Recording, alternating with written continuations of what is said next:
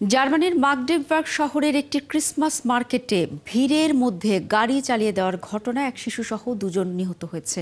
আহত হয়েছে আরও কমপক্ষে 68 জন। এদের মধ্যে 15 জনের অবস্থা গুরুতর। শুক্রবার সন্ধ্যায় মধ্য জার্মানির সাক্সেনি আনহাল্ট রাজ্যের রাজধানী মাগডেবার্গে এই ঘটনা ঘটে।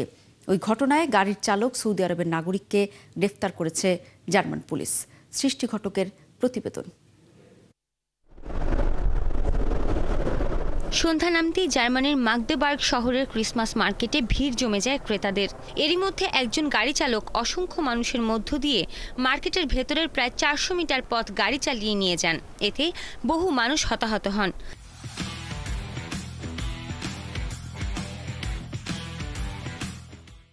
মুহূর্তে আতঙ্ক ছড়িয়ে পড়ে পুরো এলাকায়।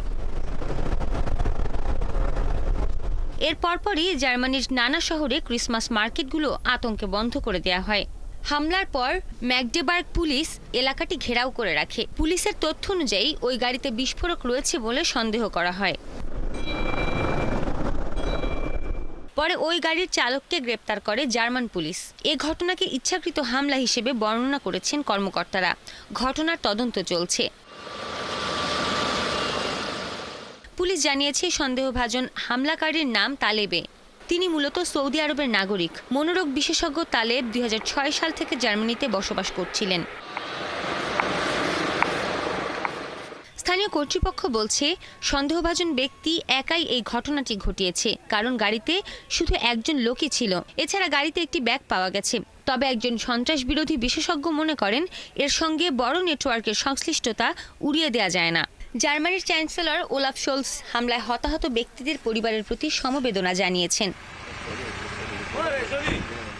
হামলার তীব্র নিন্দা জানিয়েছে সৌদি আরব। হামলাকে নৃশংস এবং কাপুরুষোচিত কর্মকাণ্ড উল্লেখ করে এর নিন্দা জানিয়েছে ইউরোপীয় কমিশনের প্রেসিডেন্ট উর্সুলা ভন ডার লায়েন।